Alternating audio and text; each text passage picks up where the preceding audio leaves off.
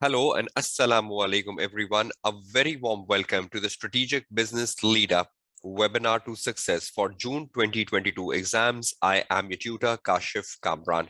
Now today is the day 4 of this webinar to success, and we have the similar agenda which I have been discussing for the last 2 days of this webinar, which is to look into the September-December 21 paper. Now, this will be the third day since I am discussing with you the September-December 21 paper, because we need to learn so much. Every day, the time I spend with you on the September-December 21 paper, I hope you learned something out of it. The first day was very journal. We just got an idea about how to read the task and how to break the requirements, how to gain the professional marks, how to split the technical marks into the marking scheme, etc., and how you should dump the task into the into the response options. Then on the day 2, more specifically, we went into drafting. We went into reading the exhibits. We went into copying things from the exhibits and pasting them to the response option, and then converting them to a specific point in the context of the case study.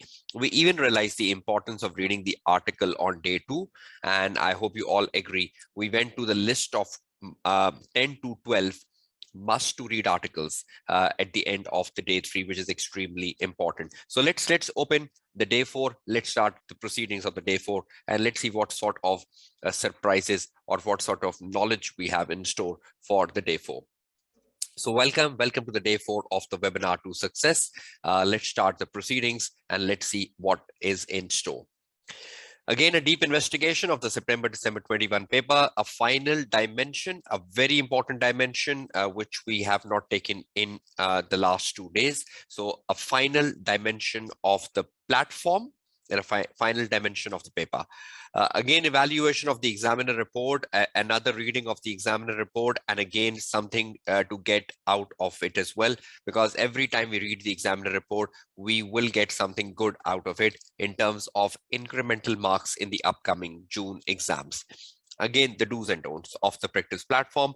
We will make a final list of that today as well, because that will be our final exercise on the practice platform. So we should be very sure about the usage of the platform and the do's and don'ts.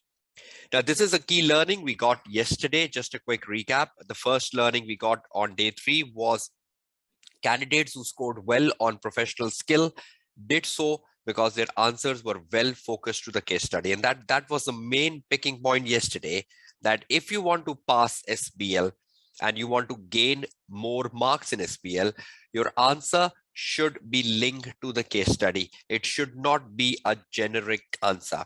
So the more you absorb the case study in your answer, the better is for you, rather than you writing a generic answer. That was a key learning from yesterday.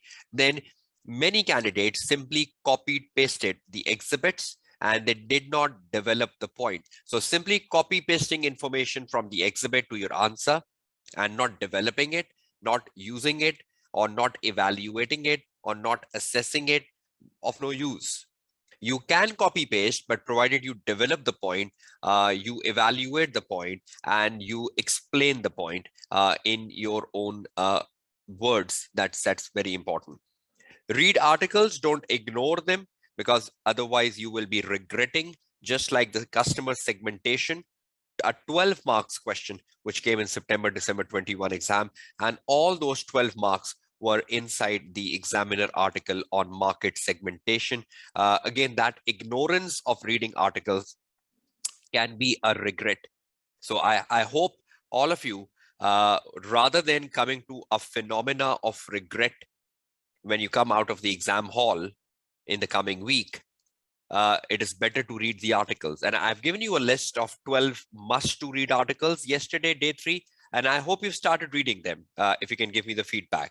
So since yesterday to today, have you started reading those articles? Have you got the inspiration to read the articles? And how many of you have started them? Okay, that's great.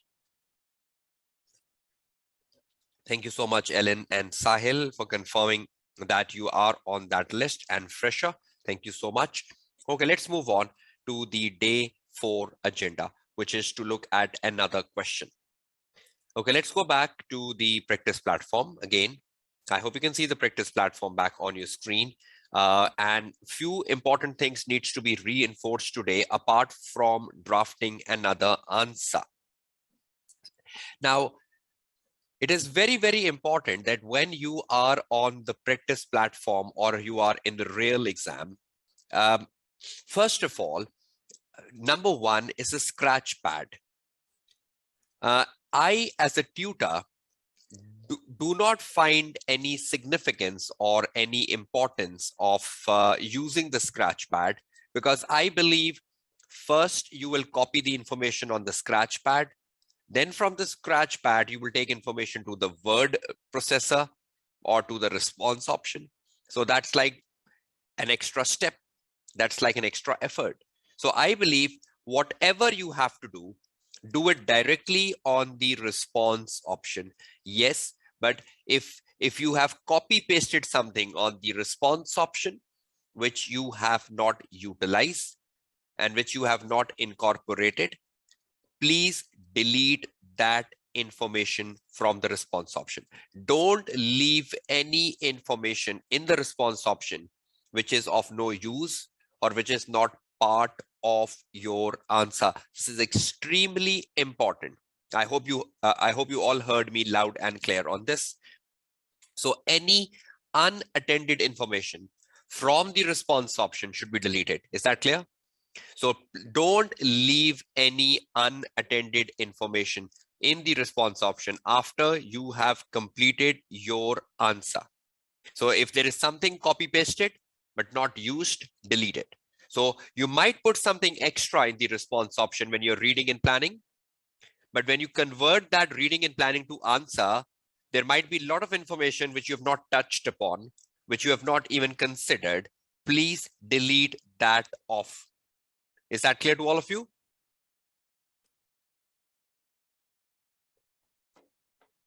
And the scratch pad, right? You will not be making use of the scratch pad.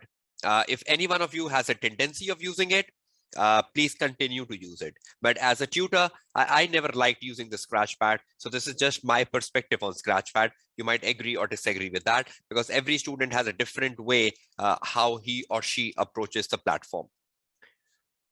I hope you're all clear on that, right? Calculator, again, if you need a calculator in SBL exams somewhere to do some financial analysis, I prefer you have your own calculator. But if you are comfortable with an on-screen calculator and you like on-screen calculators, then go ahead with it. But again, this is my perspective. If I am attempting a paper, I would like to have my own calculator on a desktop, because I'm more comfortable with my calculator rather than using an on-screen calculator. So again, you have to decide. Either you are using an on-screen calculator if needed, or you will carry your own calculator. What is your perspective on this? Do you prefer using your own calculator, or anyone comfortable with an on-screen calculator? Quick answers. Anyone comfortable with on-screen calculator, or you prefer your own calculators? Just waiting for your answers.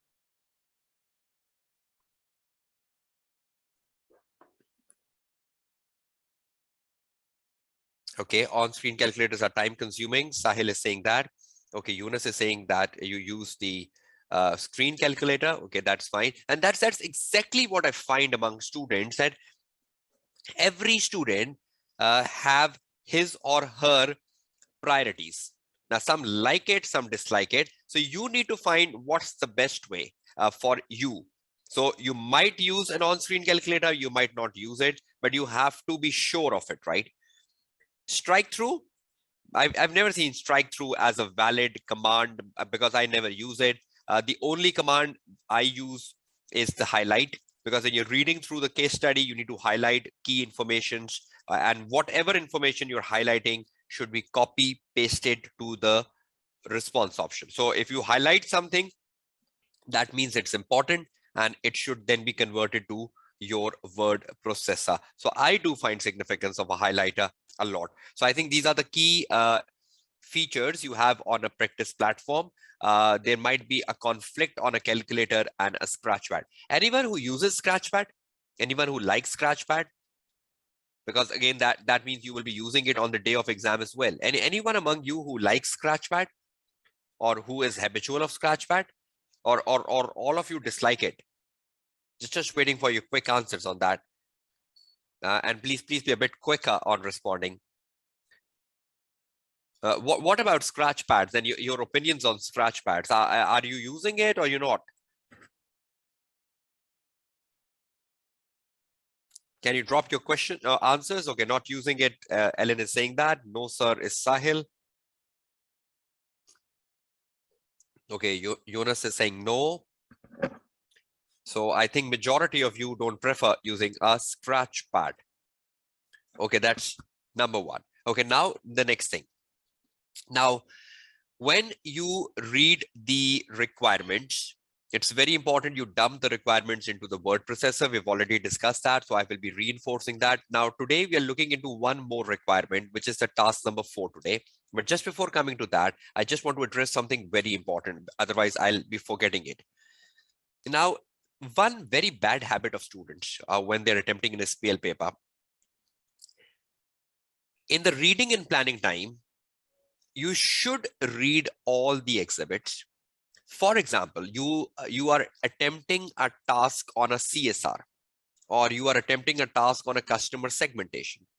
Not necessarily that only one exhibit contain information about customer segmentation, or only one exhibit contain information about CSR. There could be information about CSR, information about customer segmentation, which is diversified in all the exhibits or in multiple exhibits. So if you just look at one exhibit and develop your answer, that will be wrong, because later in a certain exhibit, there might be an information which contradict the previous information on CSR or on customer segmentation. So always ensure that you read through all the exhibits in the reading and planning time, because you might get information about one task in multiple exhibits. Is that clear? So you might get information about one task in multiple exhibits. I think CSR was quite scattered yesterday. Customer segmentation was very scattered yesterday. So you might get lot of information in multiple exhibits about some requirements. But listen to the second thing now carefully. There might be a task of which the information is contained in only one exhibit. And you have to be clever of that. Now, when you are reading the exhibits here, look at this screen here. I'm just highlighting the screen here. When you're reading the screen, which is telling you about which exhibit contains what, and you look at the exhibit number 8, which is the email from the finance director, right here. Email from the finance director outlining the outcome of a recent internal audit meeting, which highlighted several internal control weaknesses identified at Optima Fitness and Leisure Club. Now, I know the task 4, that the task 4 is asking me the potential impact of the weaknesses which have been identified, So the weaknesses have been identified. I just need to talk about their potential impact and how to overcome them. Right? So that's where I need to be critical. I'm just stopping here, resume back after the internet connection gets restored.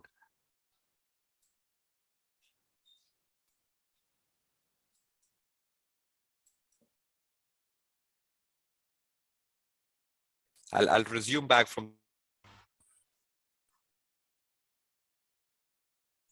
Hello and welcome. I'm Kashif Kamran. I'm resuming from the point where I got disconnected. This is a day 4 of the SBL webinar to success, and we were discussing something relating to the exam requirement on the portal when we got disconnected. So let me share again the portal with you, and let's start to discuss from where we left out.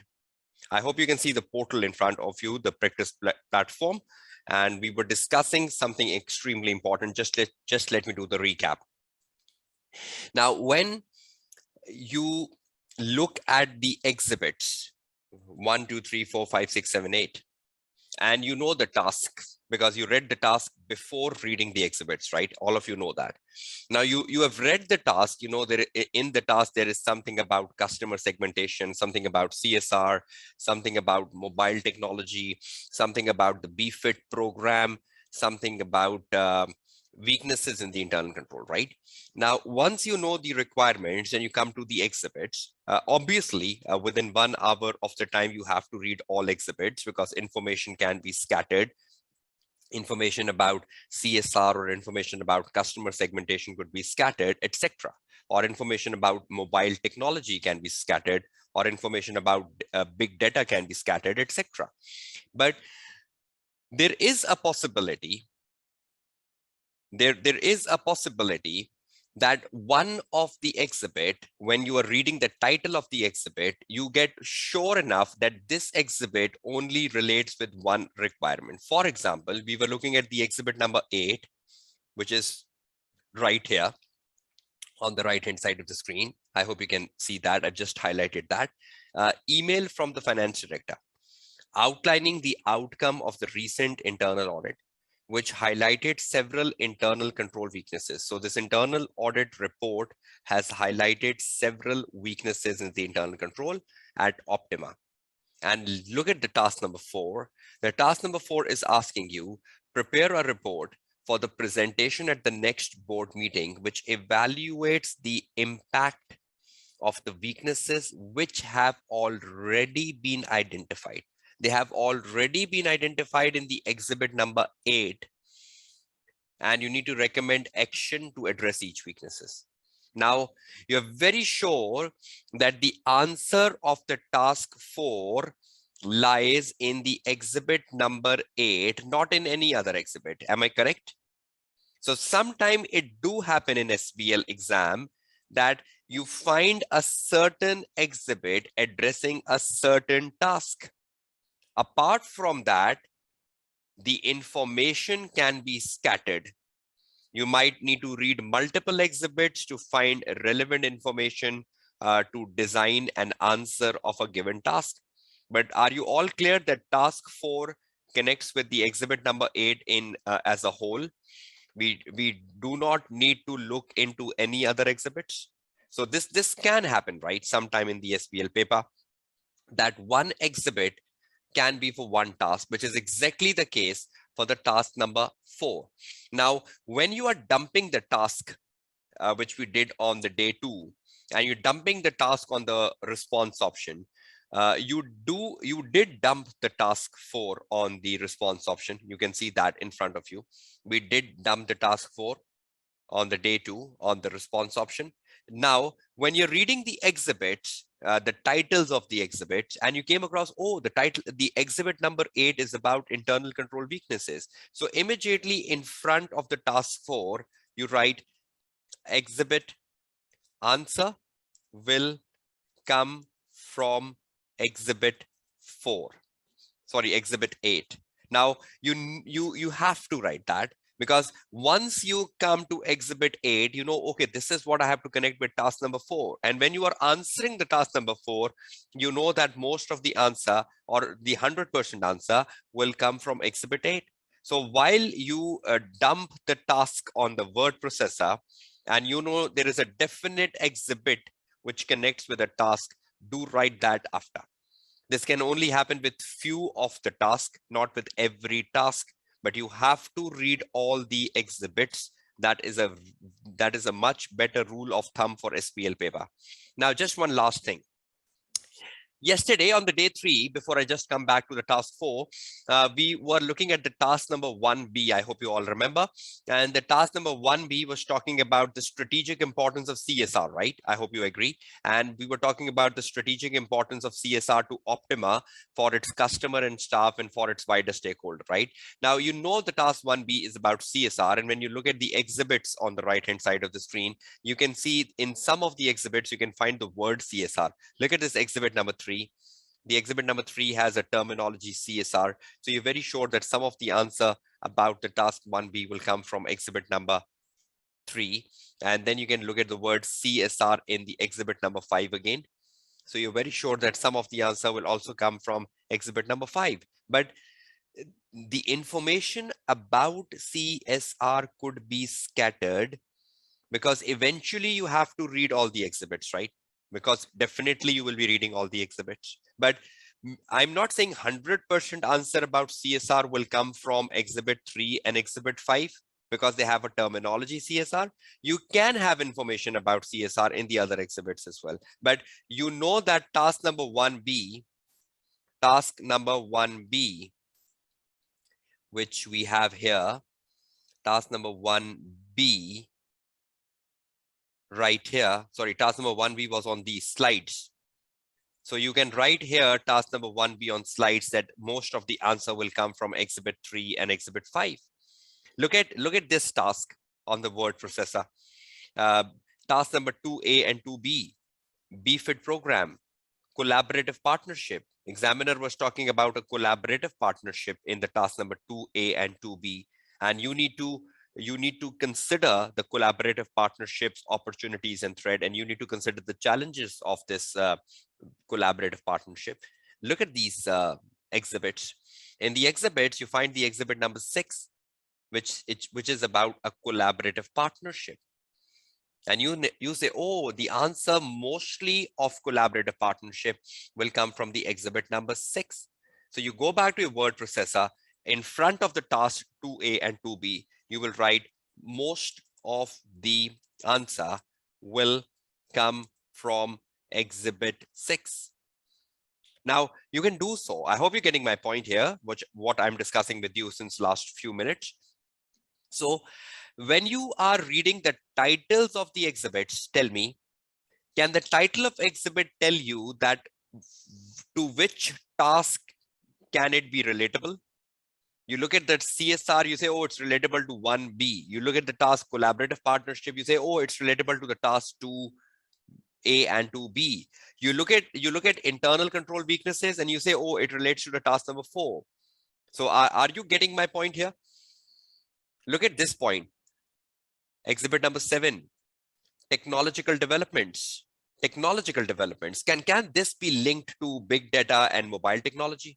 Exhibit number 7, apart from information coming from other exhibits. So can exhibit number 7 be linked to big data? Right. So where was the big data? Task number 3. So task number 3, we say most, we're not saying 100%, but we're saying most of the info will come from exhibit 7. Now that is what you can do. So you know exactly that which exhibit is contributing more. So exhibit 8 is very important because it's contributing to task 4. Exhibit 7 is very important. It's contributing to task 3. Exhibit 6 is very important. It's contributing to task 2. And exhibit 3 and 5 is very important because it's contributing to task 1B. Now we have an exhibit 1, which is an overview. We have an exhibit 2. We have an exhibit 4, which is journal information, which can be helpful in any particular task. I hope you're clear with that. So ensure you read the titles of the exhibit because the titles of exhibit help you relate them with the relevant task you have dumped in the word processor. Is that something of a key learning? Will you benefit from this, all of you? Let me put this on my Word file. Okay, just let me put the key learning for day 4 and we're starting writing the answer now. Key learnings, day 4. The first key learning from day 4 is after you have read the task and have dumped the task into word processor. I hope you're clear with this. We have done this on day 2. After you have read the task and have dumped the task into the word processor, you will read the titles of the exhibits. You will read the titles of the exhibits given on the right hand side of the screen, the main screen, right hand side of the screen, because the titles of the exhibits will help you to connect an exhibit with a task, right? But again, you have to read all the exhibits, right? But at least there will be a certain exhibit for sure which addresses a task. Now see, we found certain exhibits for task 1B. We did found certain exhibits for task 2, 3, and 4, but we didn't found any exhibit for customer segmentation. That means the information about customer segmentation could be scattered. Look at this. Did we find any exhibit which is using the word customer segmentation? Did we find any exhibit which is using the word market segmentation? No. So that means the information about task 1A could be very scattered. But in certain exhibits, you do find a terminology which is exactly the terminology which is used in the requirement. Agree or disagree? So is reading the titles of exhibit important? Is reading the titles of exhibit important, right? When will you read them? After you have read the task or before you read the task? After reading the task or before reading the task? After. Wonderful. So I hope you're all on track, right? Now we know that the answer for task 4, which we are doing today, will come from exhibit 8. So we'll read exhibit 8, we'll draft the answer, and then I will be discussing plenty more important information with you, which will give you a confidence ahead of your exams. Okay, let's open the task number 4. I've copied the task number 4 on my word processor. So I'm just copying the task 4 from the word processor down to my Word file, which I'm using on a daily basis, and we'll do a analysis again of this. Okay, key learnings, and we are back into the answer for task 4, and we dump it here. Okay, now let's evaluate what is to be done in task 4, and then let's plan the answer. Okay, task 4, we just got that most of the answer or the entire answer of task 4 will come from exhibit number 8. We just got that. Report. You have to write a report for the next board meeting. And we know report is structured very well to from subject, something like that, introduction, conclusion, evaluate. What is to be put in the report? Evaluate the potential impact. What is the impact of the weakness which has been identified? Which has been identified. Now, will you get any marks for explaining a weakness? No, because the weaknesses have been identified. What you need to tell is what is the implication of the weakness. I hope you're getting that message. What is the impact of the weakness? Now, when you read the exhibit 8, for sure, the weakness will be given there and everyone will pick it out. But what needs to be done is that you explain the implication of the weakness. What is the impact of the weakness, right? And then for every weakness you have explained, you need to recommend an action to address that weakness, and you have 15 marks. Now, we ideally know that we have 2 marks per relevant point. Now, in the case of a weaknesses question, I think there was a question in the past paper which asked for weaknesses in the corporate governance and recommendation. Every time examiner asks you a question on weaknesses and recommendation, and you know there are 2 marks per valid point, how would you break those 2 marks here? You know there are 2 marks per valid point. Now, in the case of a question on weaknesses and recommendation, how would it split?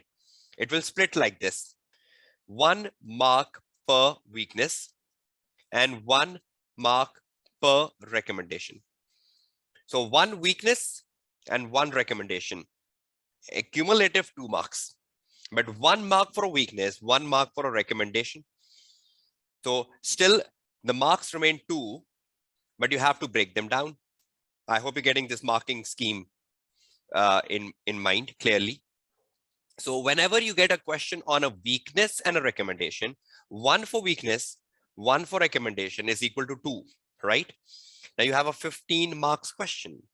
And interestingly, when you look at a 15 marks question and you go back to the exhibit number 8, you will be amazed with one thing. Let me open the exhibit 8 with you. Can you see the exhibit number 8 in front of your screen now? Can you all see that? Please confirm. Just need to guide you about the marking scheme. Okay, this is the exhibit number 8. Okay, I'm just reading, concentrate, and then let's decide the marking scheme of 15 marks. This is an email from Jerry, who is the finance director, and it's to the senior corporate business analyst, which we are in the case study. And the subject is internal audit review. So finance director is writing to you. Good day. I have just received a report from the internal audit department, which has identified several weaknesses in the internal control system within our club. As you know, we allow club managers a lot of autonomy in order for them to make decisions which best suit their local needs. However, I am concerned that this may be impacting on the effectiveness of our internal controls. The main issues identified were as follow. So he believes, as a finance director, that we have given a lot of autonomy to our managers, which in one case is good, but he's also concerned that the autonomy given to the managers is also impacting on the internal control system. So he's a bit concerned about the level of autonomy. He's a bit concerned about the autonomy given to the managers, though he is happy with the autonomy, but he believes that there is a negative impact coming of that autonomy on the internal control system. Following issues have been identified in the internal control system. Now look at this. How many issues? Can you see the numbers? 1 issue, 2 issue, 3 issue, and 4 issue. So there are only 4 issues. 4 issue means 4 weaknesses. And it ends, the report concluded that there appears to be a lack of clear leadership on the importance of an effective internal control system throughout the organization.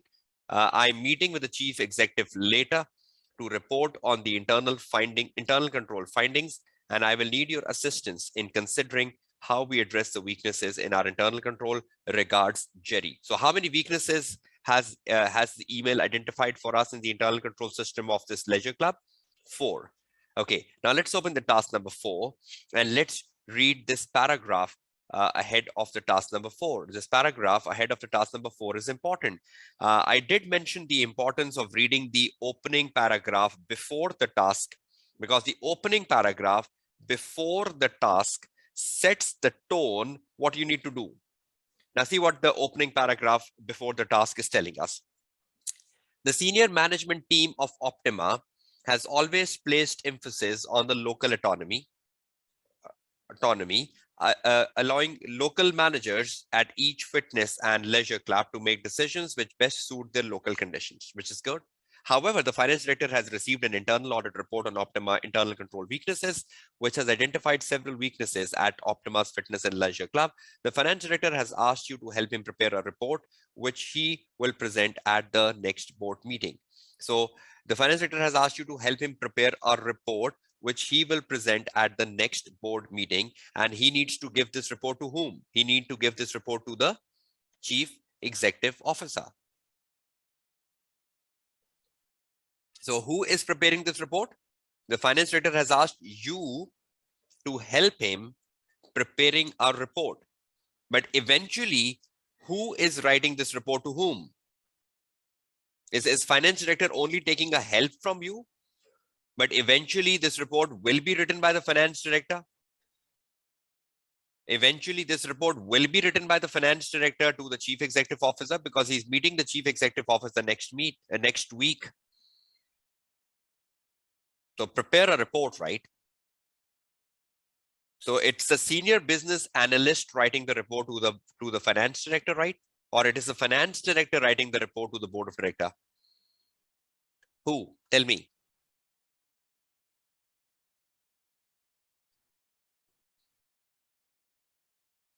Analyst to the finance director. Okay, we are analyst, right? So analyst is writing this report to the finance director. Good.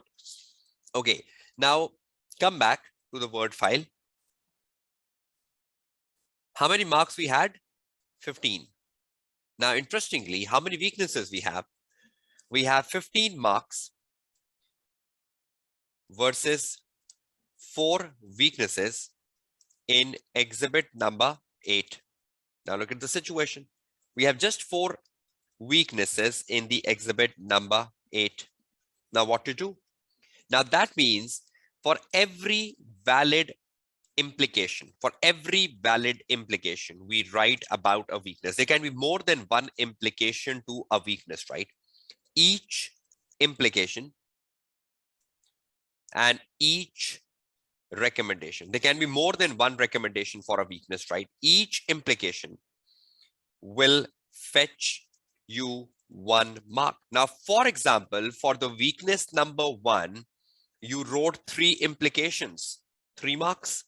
And for the weakness number 1, you wrote 3 actions, another 3 marks. So for the weakness number 1, because you wrote 3 implications and 3 recommendations, you got 6 marks on the weakness number 1. Then on the second weakness, you wrote 2 implications and 2 recommendations, you got another 4 marks, 10. Then you're left with 5 marks and 2 weaknesses. So you continue this way.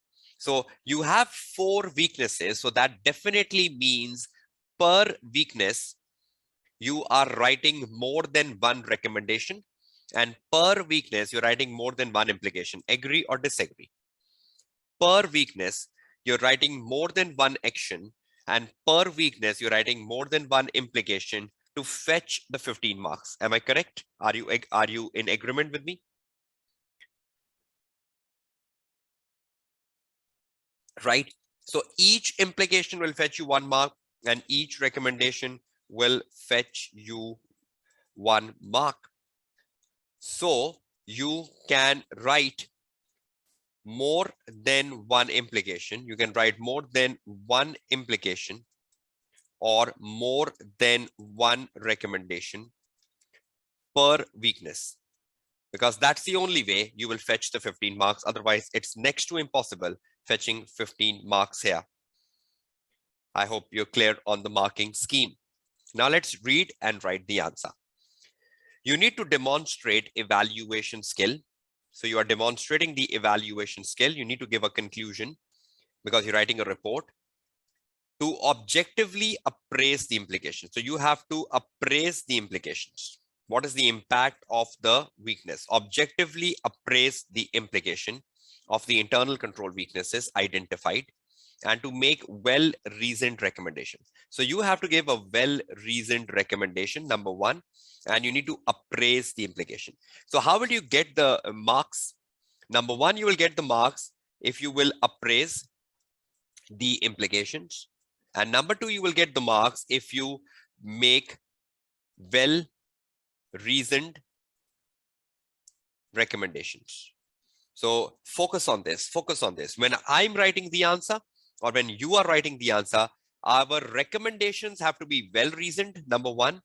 If our recommendations are not well-reasoned, we are not fetching the 3 professional marks.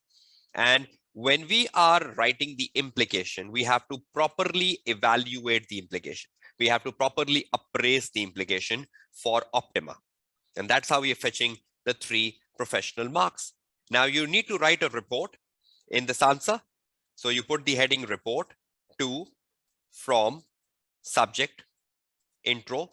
We know the report starts with an introduction. And then in the report, you have, after the introduction, you have the weakness 1 heading, weakness 2 heading, weakness 3 heading, weakness 4 heading, and finally, conclusion. This is how the report would look like. And you fill up the skeleton. I'm just putting the skeleton on for you. To, from, date, subject, introduction, weakness number 1, weakness number 2, weakness number 3, weakness number 4, and our conclusion. Can you see this report format in front of your screen? Are you all clear with this? A report has to start with introduction, and a report has to end with a conclusion, irrespective examiner is asking you to evaluate or not. Conclusion is an integral part of the report. Is that clear to all of you?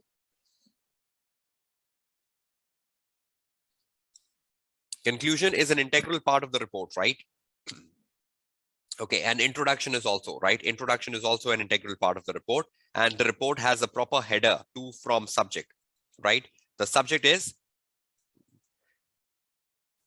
implications of the weaknesses, implication of the weaknesses in internal control system, something like that, or implications and recommendations, implication and recommendations of the weaknesses in the internal control system. So that becomes the subject.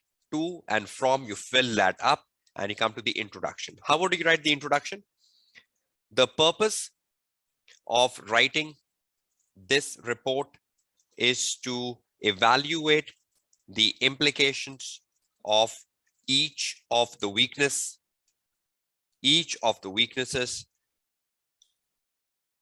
identified by the internal audit department,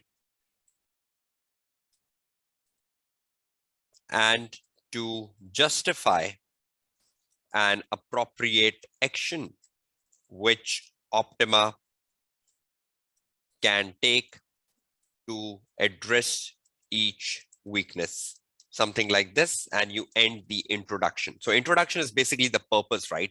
Why are you writing this report? So introduction is always the purpose. Then you write the weakness 1, 2, 3, 4, and you come to conclusion. Let's open the first weakness. I hope you're already set, right? For the first weakness to be open. Back to the practice platform. Let's open up the email, exhibit number 8. Now, and you open up your word processor. Suppose you're doing an exam paper.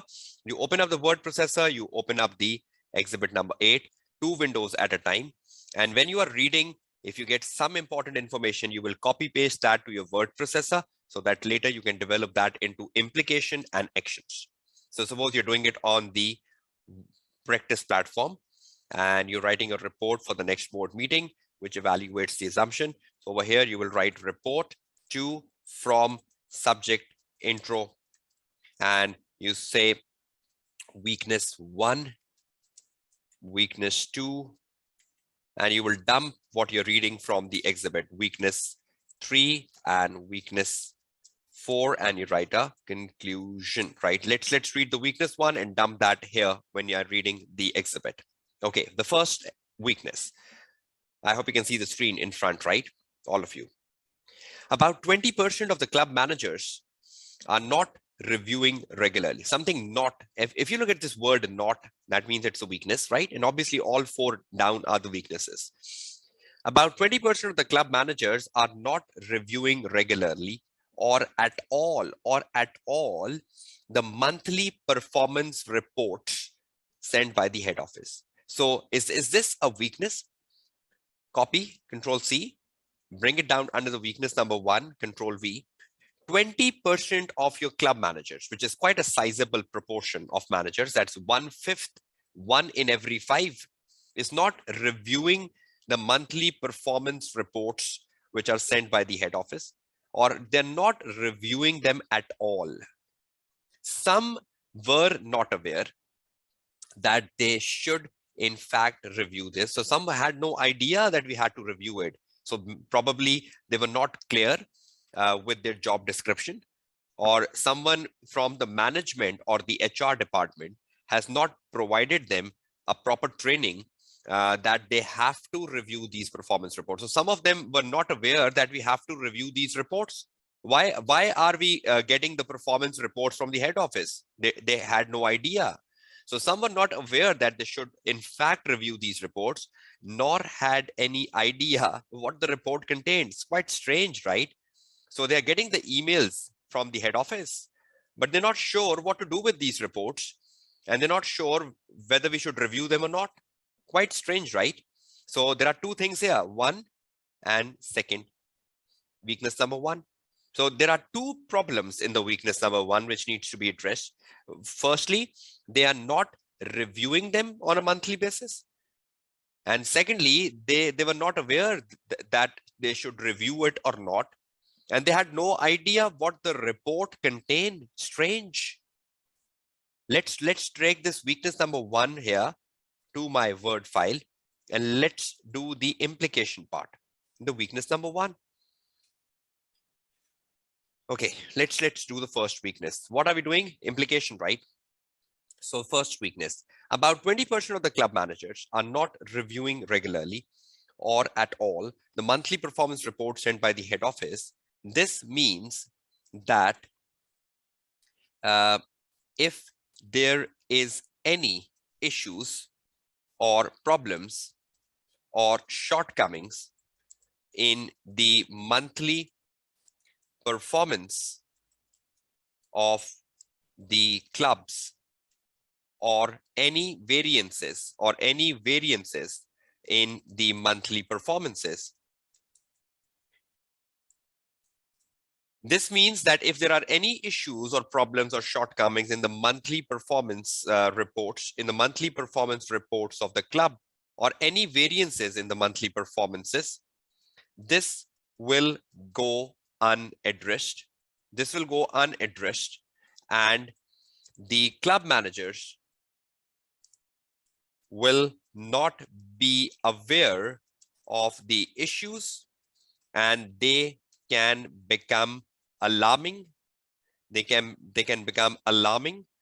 They can become alarming, or they can become alarming for the club and its relationship with its customers. Full stop. Implication. It can even affect their reputation, right? It can even affect their relationship with their members, with its members, right? Not customers, members. Bracket, customers. Look at the first one.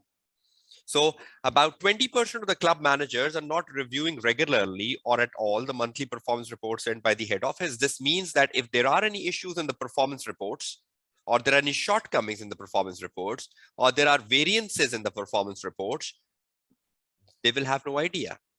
They will go unaddressed, and the managers will not be aware of the issues, and it can become alarming, and it might even spoil your relationship with the members. So is it extremely important to read these performance reports to know where are we lagging, where are we lacking, where are we going behind, and we get an opportunity to address them? Because if you're not addressing these monthly performance reports, 1 month, 2 month, 3 month, 4 month, they might start becoming alarming and they might explode.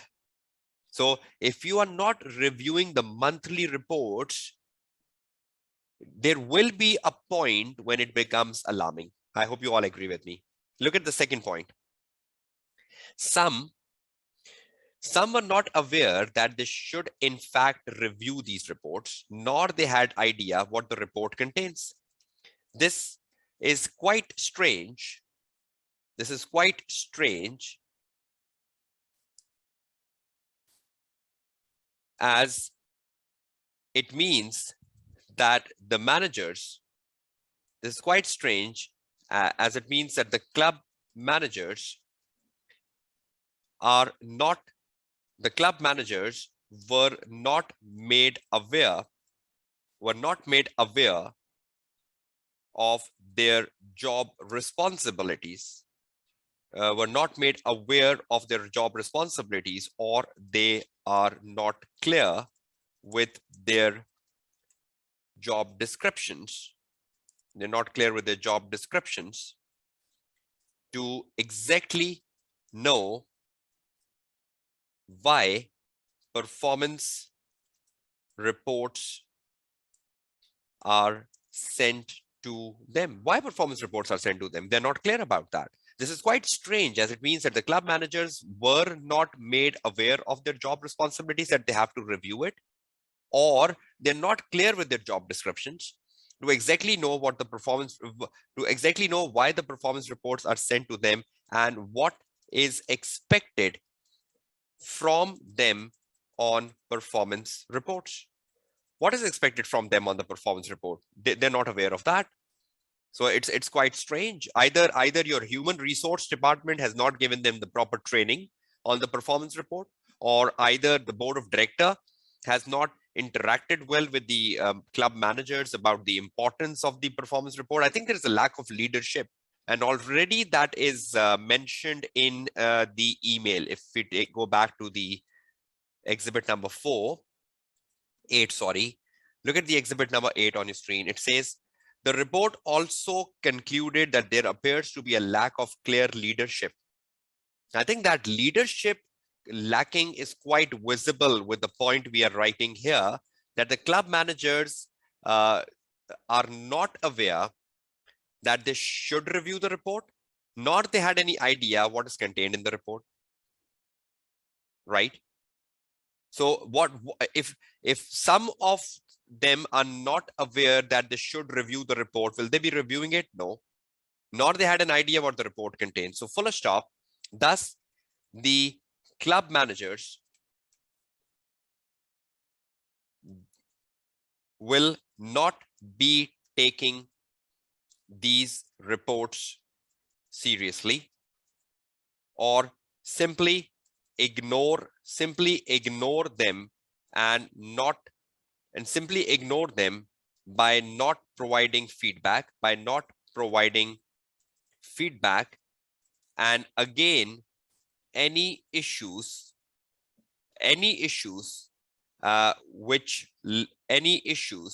will go unresolved. Any issues will go unresolved, which could later damage the club reputation, or club reputation, full stop. So look at their attitude. Look at the attitude of the club managers. The attitude of the club manager is so lazy, or they're least bothered. They either says we are not aware what the report contains, or they say we were not aware that they should in fact review these reports. So if you email a report to the manager, he's least bothered opening the email, checking the email of the performance report. Whenever he sees the email of a performance report, he ignores it. There might be an alarming issue in the performance report. There might be an alarming situation in the performance report, and they are ignoring it. Eventually, this will bring a big dent on the repute of your Optima Leisure Club. And we know how popular Optima Leisure Club is. But ignoring a problem, putting a problem at the back and not addressing it, one day will badly hit your goodwill as a club. I hope you're clear with this, all of you. So you need to write the implications of the weaknesses. Now, again, this is my perspective. My only purpose is to guide you, that you have to pick up a weakness and you need to think about an implication. You can have another implication in mind. Not necessarily you copy paste my implication. There might be an implication in your mind which is better than mine on the screen. You need to be flexible, right? But the purpose is to facilitate you, that you start thinking that this is the way I have to write. So the problem is given, you need to think about the implication. So let's write the actions simultaneously. Weakness number 1, the action. The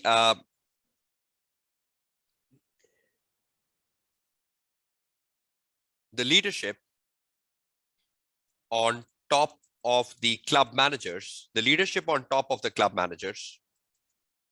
should reinforce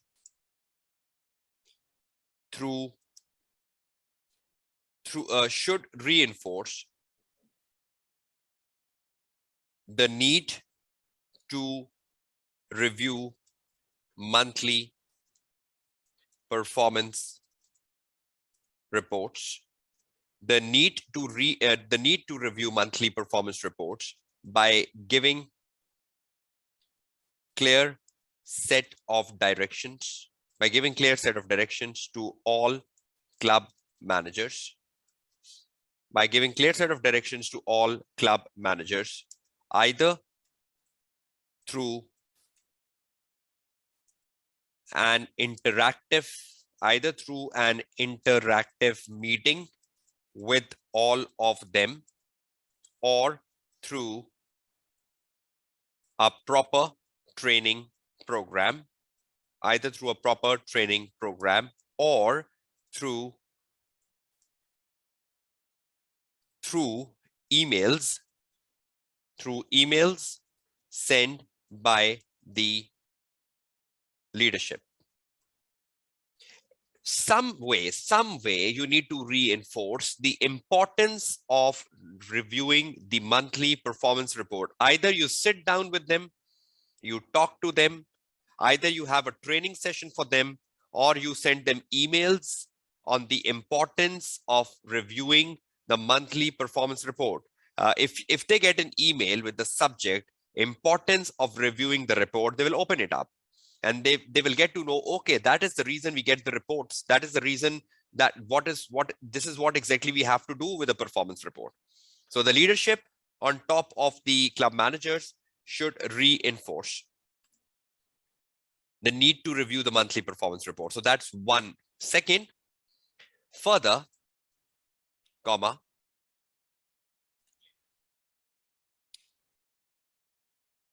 it should be made mandatory. For all club managers to respond to the monthly performance reports,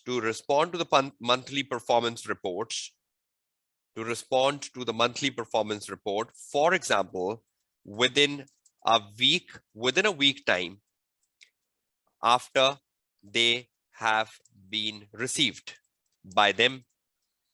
Keep a check. When you email them the monthly performance report, mention that you need to respond to them within a week time. Further, it should be made mandatory for all club managers to respond to the monthly performance report, for example, within a week time after they have been received by them. If no response is received, a reminder should be sent, or a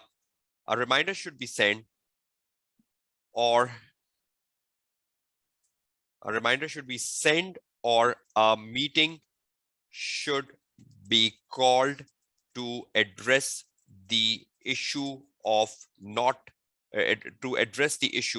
contained within performance reports. You cannot be harsh saying they should be terminated from the job, they should be penalized. These are very harsh measures, right? You should ensure that the measures you are taking for the club managers, knowing these club managers are very important to you, you should have a consultation with them. You should have a mediation with them. You should have an interaction with them, or you should set some reminders for them, or you should send a timeline for them that after 1 week you should respond, within 1 week you should respond, etc. But again, these are just thought process. You can have your own actions. So these are 2 actions, right? 2 marks, 1 implication, 2 actions, 3 marks, and another implication down that some were not aware. So some of them were not even aware of the fact they have to review the report. Again, the leadership has to play a part here. The leadership has to give them proper trainings. They should have proper training sessions in which the importance of the performance report, the need to review the performance report is well guided. So I think the action above mitigates that. So I'm getting 4 marks, right, from the first weakness in total. 2 actions and 2 implications. Are you clear? You can have your own implications, think about them. You can have your own actions, think about them. Don't just say, okay, I'll stick to it. No, you might have a better example in your mind. You might have a better example to quote, which is wonderful. Is everyone clear? Muhammad Umar, are you clear as well?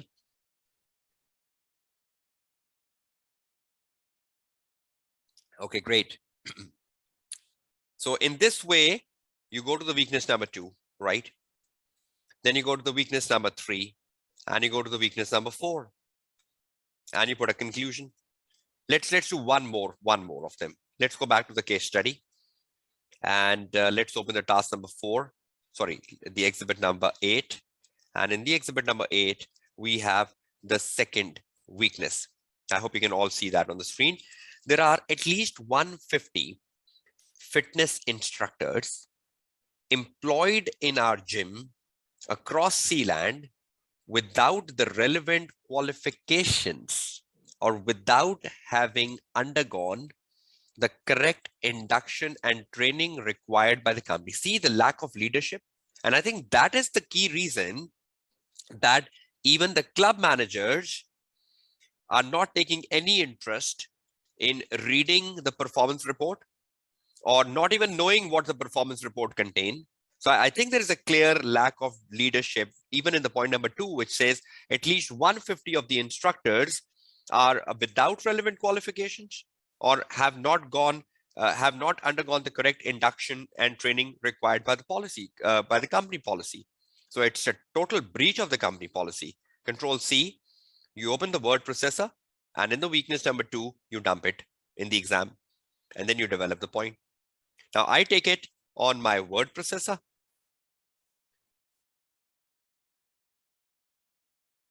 Yes, if Alana, if the question asks for a summary of the weaknesses and the recommendation, then you make a table. But if the question is asking you write a report telling the implication of the weakness and the recommendation, then you don't make a table, right? You only make a table when the question is asking for a summary, right? I hope you're answering another question. Sorry, I just another student. Sorry, I just noted that out. So no tables, right? Unless asked for. Thank you. Okay, the weakness number 2, back on my Word file. You copy the weakness.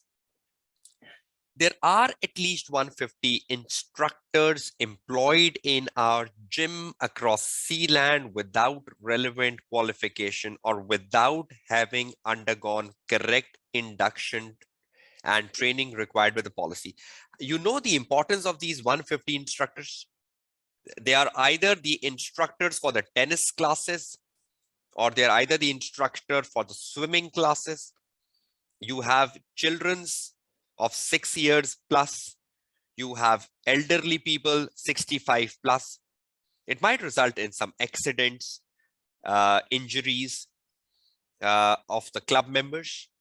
They might give them the wrong instructions, which might result in some accidents in the swimming pool or while you're playing the tennis. You might hurt yourself, and that might affect your repute, right? So there are at least 150 instructors, full stop. This is quite a serious issue, as the Optima Leisure Club is very popular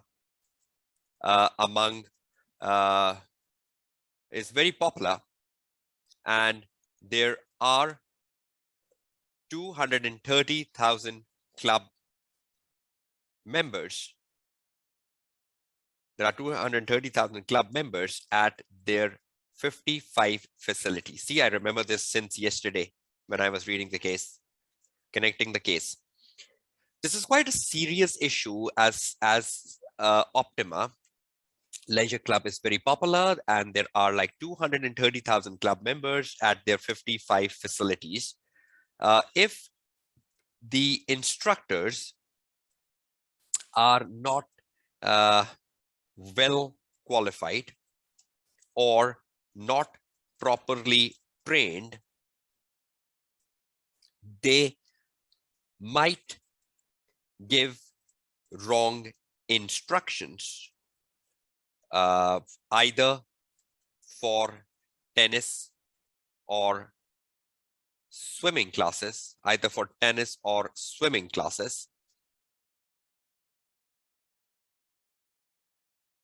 No, it's very fine. When you're writing a weakness, right? it's very fine that you copy the sentence and then you continue after. In the rest of the requirements, we don't do that. But in a question like weaknesses, we copy the weakness and we continue writing the implication, right? So that's perfectly fine with a question like such. So it varies from a nature of question to question, right? I was not doing this yesterday, but I'm doing this today. So that means it's like the need of the question. Okay, if the instructors are not well qualified or not properly trained, they might give wrong instructions either for tennis or swimming classes. Yeah, remember this from yesterday, either for tennis and swimming classes, which might result in some accidents or injuries, and this might result in the company facing some litigations from the club members. Full stop. This will further result in the company losing its repute.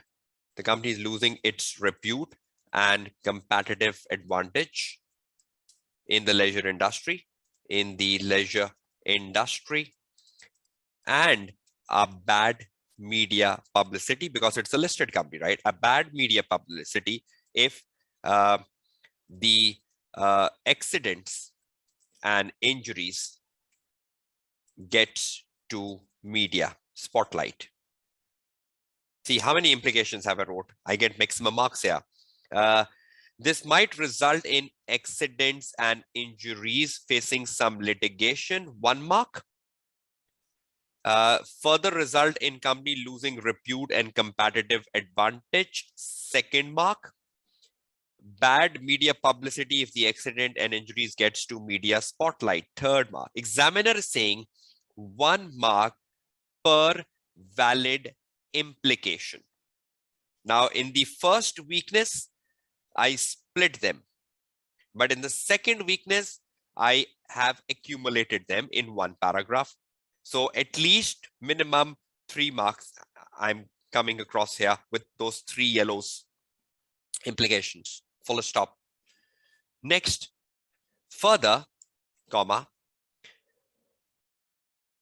without having undergone correct induction and training required by the company policy, a breach of company policy. Further, there is a clear breach of company policy. There is a clear breach of company policy, which sets a wrong culture, at Optima, that Optima's policies are not relevant to follow, or should not be taken seriously, by employees. It's sending a wrong message, right? Further, there is a clear breach of the company policy because they were not given the proper induction or proper training required by the company policy. So that means your HR department is not playing the leadership role here. Either your HR department is in the sleeping mode, they're not very active, right?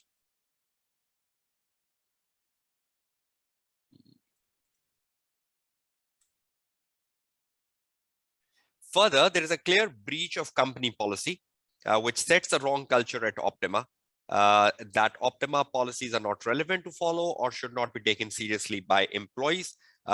This will have a serious implication at Optima's workplace, as this will set a trend. This will set a trend of breaching companies' policy where needed or where possible. So the implication is a trend will set, right? This is the implication, right? A trend will set that everyone start breaking the policy, because I think the implementation of the policy is very bad at Optima. And again, that demonstrates the lack of leadership. Coming down, one mark here, coming down to the actions. Number one, the human resource department should ensure that the qualifications of the instructors are checked at the time they are employed in future, and a strict compliance with the company policy of ensuring a proper induction training is given is ensured. So in the future, the HR department has to come on the front foot. They need to ensure that the qualifications are checked in future when you are inducting instructors, and you should ensure there is a strict compliance with the company policy in future, right? Induction training is the training which you give at the time a new employee joins in. So when a new employee joins in, induction is welcoming them. Induction is telling them about your culture, about your policies, about your rules, about your regulations. So induction is just to make them familiar with the organization, right? Just like orientation, very right. Just like I start my new batch, so I give orientation to the student just to make them familiar. Perfect answer. I hope you're clear, right? Good. So the human resource department should ensure that the qualifications are checked in future, and a strict compliance with the policy of ensuring proper induction is given is ensured. Full stop. Further,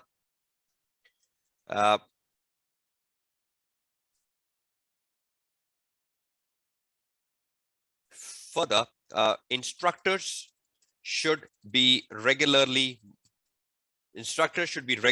checked by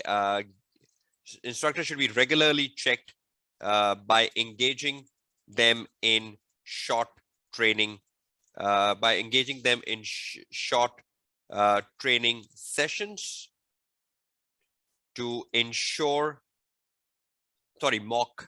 by engaging them in some mock exercises, which is monitored by the leadership, to ensure the instructor is fully aware of the company policy. Some drills, right? By engaging them in some mock drills, just to ensure they know what is to be done. For example, you can create a mock drill of any employee taking on a swimming lesson, and you ask the instructor to give him a swimming training, right? And watch him how he give it. Is he abiding by every set of rules while you're giving a swimming lesson to anyone? So you can have a mock drill with some employees playing the tennis, or some employees doing swimming, and the instructor facilitating them. And you sit back and watch that every rule and regulation is being followed, which are safety rules and regulations, particularly in swimming, and every protocol or every SOP is being followed of the company. I hope you're clear with that. Yet continuing professional development is better. That a regular training program should be in place, where regular trainings are given to the instructors just to ensure they are familiar with the company policy. So some mock drills, which is monitored by the leadership to ensure the instructors is fully aware of the company policy and the company policy when giving instructions. Full stop. 1 mark for this, 1 mark for above. So almost fetching like 2 marks 3, 3 and 3, 6 marks from the weakness number 2, and almost like 4 marks from the weakness number 1. 10 marks out of the 15. I hope you're clear with this. You must have got a way out, right? So weaknesses are given. You need to convert them to implication. Where possible, you can quote some information from the case. As I quoted 230,000 members, I quoted 55 facilities, I quoted about the swimming classes, the tennis classes. So the information from the prior exhibits are coming forward. But is that clear? And then in the final, you give a conclusion. Weaknesses, right? Each of the weakness above is critical for optima. Each of the weakness above is critical for optima because if they are not addressed on a timely basis, it will challenge optima's market position, and it will challenge optima's market position and overall competitiveness.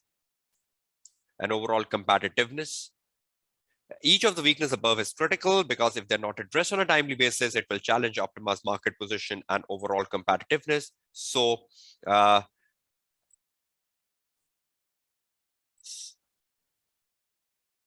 actions recommended should be implemented immediately to avoid any damage to optima's reputation. Full stop. Conclusion should not be longer than this, right? Because conclusion is a summary. The student start writing a new answer in conclusion. Student write half a page introduction. Student write half a page conclusion as if you're writing a new answer. Introductions and conclusions are just a starter and enders. You cannot just drag them. Conclude. You're not repeating information in conclusion. Conclusion is just a summary of things discussed above. I hope you're fine with this. Task number 4, another exercise of how you should be going down with marks, picking things up and drafting things down. Okay, now listen to me very carefully. First of all, we'll go back to the examiner report and then we'll spend time on something very important today. Let me first take you to the examiner report. I hope you can see the examiner report on the screen. We have to go to the task number 4 because that's what we were doing today. Okay, can you see the task number 4 in front of your screen now from the examiner report? Please confirm that.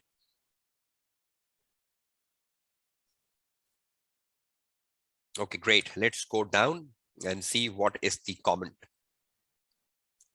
Okay, examiner is telling us about the task 4 and what exactly the student did. This question was by far the best answered question on the entire exam, and it was chance for candidates to score good marks. Most candidates were able to produce a good range of implications and actions for the control activities identified in Exhibit 8. So there was a definite answer for this in Exhibit 8. And that's what I was telling you at the start of the session, that some of the tasks can have a definite answer in a certain definite exhibit. You need to be clever enough to pick that out. Now, second, normally when a question comes on weaknesses and when a question comes on recommendation, the performance of the student is comparatively better. And that's what the examining team is appreciating, because I think there is a carry forward impact coming from the AA paper as well, because a lot of time the student do the same exercise in the AA paper, control weaknesses and recommendations. So you're very familiar with this structure of the answer. The implications of the weaknesses and the control activities were often done well. So examiner is very happy this time. And many picked up marks here. So examiner is full of appreciations. The lack of review of monthly performance reports was probably the most poorly answered. Weakness number 1, right? The lack of review of the monthly performance report was probably the most poorly answered.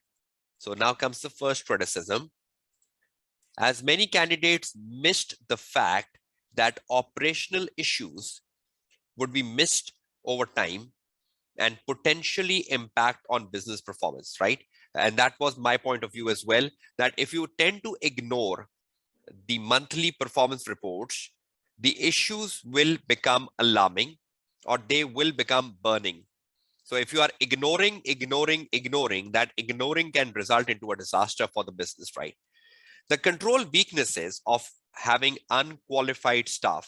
So having unqualified staff and poor security were generally well answered with a good range of impacts such as reputational and potential loss of revenue, full stop.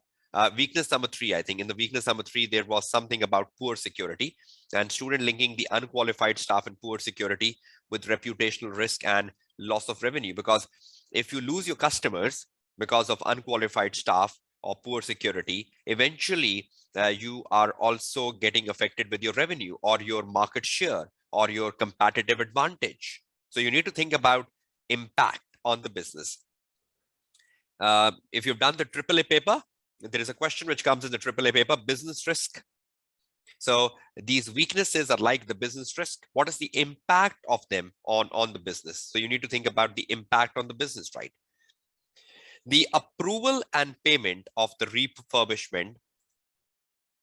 The approval and payment of refurbishment was answered reasonably well. That was another weakness which we have not covered. Although some candidates went a little further than recognizing that this as a failure of segregation of duty and did not consider the implication for optima on the internal control weaknesses. So examiner is saying the approval and the payment of the refurbishment was answered reasonable, although some candidates went little further than recognizing this is a failure of segregation of duty. So when you are reading the weakness number 4 at home, so examiner is saying there was a bit more than segregation of duties.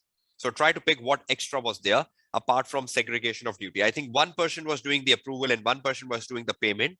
So there is a segregation of duty, but what further? Can there be any fraudulent activities? Can there be some fraud taking place in the company? Can there be some misuse of resources, misuse of cash, etc.? So overall, examiner is happy. Next, most answers also presented a good range of recommendations. So most answer presented a good range of recommendations. So examiner is all very happy today. And it seems that examiner is trying to motivate you ahead of your exams. Yesterday, he was very angry. So presented a good range of recommendations for improvement, which were well applied and sound. However, some suggestions were rather journal, which statements like report to management and undertake training. The examiner is saying some were very journal, like report to management, what to report, how to report, or undertake training, which training, how to undertake training. If you just write recommendation, Optima should give training, full stop, that's quite a vague statement. But you should discuss it properly, that the human resource department should ensure that the regular trainings are given to the instructors, so to ensure that the instructor complies with the company's policy, etc. Put the proper statement, not just putting a sentence and stopping. When, okay, sorry, this should come in the red. When making recommendations, candidates are reminded that they must fully explain and justify the recommendation in the context of the case. So when you are explaining a recommendation, you should be explaining them well in the context of the case. Some suggested more drastic or unrealistic recommendation. So some suggested more drastic or unrealistic recommendations, such as the club managers not reviewing their monthly reports should be fired immediately. You cannot write statements like such because you need to think about what the company can do without firing them. Can they train them? Can they check them? Can they monitor them, etc.?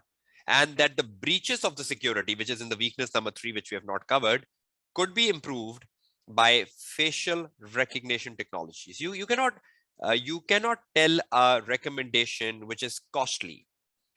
For security breaches at a club, you can have physical security, which is far better because club can be secured by security, a physical security, rather than saying facial recognition technology, as if you're talking about a giant organization like Apple or Amazon, which is for them, this is affordable. So you need to think about the affordability of a recommendation, even rather than just being obsessed with the technological era or just being obsessed with the Hollywood movies and recommending, oh, facial recognition technology should be put in place. So everything you watch in a movie cannot be put in context of Optima here. Okay, cutting and pasting from Exhibit 8 seems to help some candidates with this question. If it was used correctly. I think some of the student was asking me this question, Alana, I guess, or someone, that cutting and pasting from Exhibit 8 seems to help some candidates with this question if was used correctly. See, this was a nature of question where you had to cut paste. You had to cut paste because you were copying the weakness and you were converting the weakness into the implication, right? So that's exactly what you need to do in this case. So cutting pasting from Exhibit 8 help some candidates with this question. So in a nature of question like such, in future exams you can do so, but not in any other question, because examiner really is very aggressive with students copying too much from the exhibits without making use of it. You can copy from the exhibit provided you make use of it, unless it's otherwise it's useless. Key weaknesses, we've already covered them down above. Too much reliance on copy pasting from Exhibit 8, not making use of it, not fully justifying the recommendation or giving very harsh recommendations, or failing to present any impact at all. And most candidates achieved good professional marks as you evaluated each impact very well and recommendations. So candidates who attained low professional marks largely did so because they presented answers which did not adequately appraise a weakness or presented unjustified recommendation. Harsh recommendations, illogical implications can put you out of context. But if you're giving implications in context of Optima and you're recommending something in context of Optima, that's overall good. So is that clear with the recommendations of the examiner? Now let's do one final drill for day 4. So this was basically the question 4. Now moving ahead of this and just looking at something extremely important today, because tomorrow we have to open the reinforcement of the core models and theories. So we are not practicing any paper tomorrow, but just listen to me very carefully now onwards. First of all, I believe something which should be cleared over the last 3 days is how you look at professional marks. I hope you got some clarity on that. I'll wait for your answers first before giving you some more suggestions. Are you feeling better on professional marks over the last 3 days than you were before the webinar? All of you?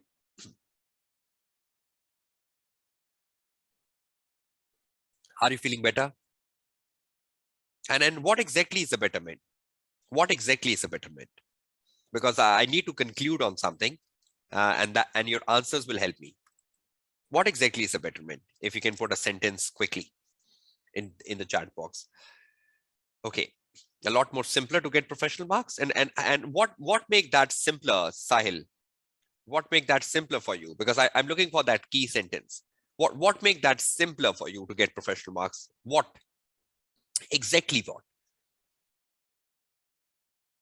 Okay, we don't need to learn the definitions of the skills. You just need to focus on what the examiner is asking for. Okay, like the definitions. Okay. Okay, Sahil, I'm waiting for your answers. Exactly what is the easier part now? Okay, relating every answer to case and not entirely the technical knowledge. Okay, that's good. Okay, now just before I conclude on professional marks, let's get back to this, because this holds the key for the next 30 minutes. Can you look at the examiner report again on front?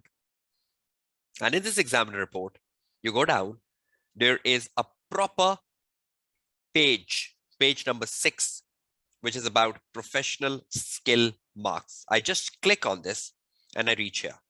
In front of your screen, you can see a very robust commentary by the examiner on professional skill marks, and I will be using it for making my own summary, which I've used over the last 3 days. And I believe this will be really impactful of fetching most of the 20 marks, because any student who fetch most of the 20 marks is in a better position to cross 50, because alone technical, you cannot pass the SBL paper. That is for sure clear.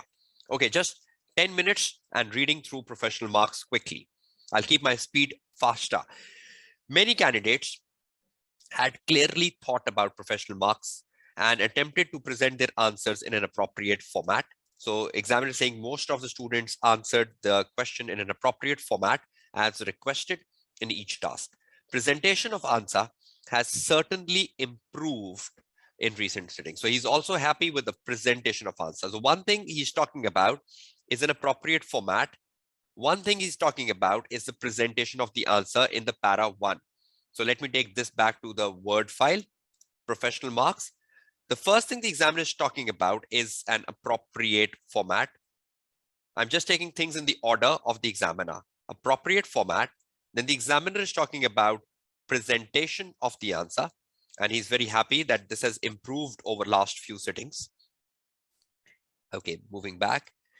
Whatever the format requested, the recipient will be helped by the answer that is presented and structured logically. So your answer will be good if it is presented and structured clearly with headers throughout the answer, and which avoid long paragraphs or repetitive information. Have I covered this in my previous few days? An answer that is presented and structured clearly. Have I covered this? With headers throughout the answer. I've demonstrated the headers with, and which avoid a long paragraph. Look at my answer. No answer is more than 4 sentences long. No answer is more than 4 sentences long. So when you're writing the answer, examiner is saying presentation of the answer, and this is the presentation of the answer. Presented and structured clearly. Presented and structured clearly with headers throughout the answer. So you have headers, avoid long paragraphs, and repetitive information. So 3 key things on your screen. So what does a presentation of answer means, everyone? Headers, avoiding long paragraphs, and repetitive information. 3. So that 3 will bring you to a good presentation of the answer. Appropriate format: letter, briefing note, report, slides, etc. Is number 1 and 2 clear to all of you? Back. These were common faults. So examiner is saying these are the common faults, red with professional marks. Not paying attention to the format required. Nothing can be done about such students. I don't know what really happens to you in the exam paper, not paying attention to the format required. Next, not considering who was receiving the document produced. If you're writing it to the finance director or you're writing it to the chief executive officer, you need to prioritize things, or at least go in a logical order. Weakness 1, weakness 2, weakness 3, weakness 4, rather than writing the weakness 4 first, then 2, then 1, then 3. If you're presenting something to a board or you're presenting something to a chief executive officer, you need to ensure that things are prioritized, or the more important things are put first.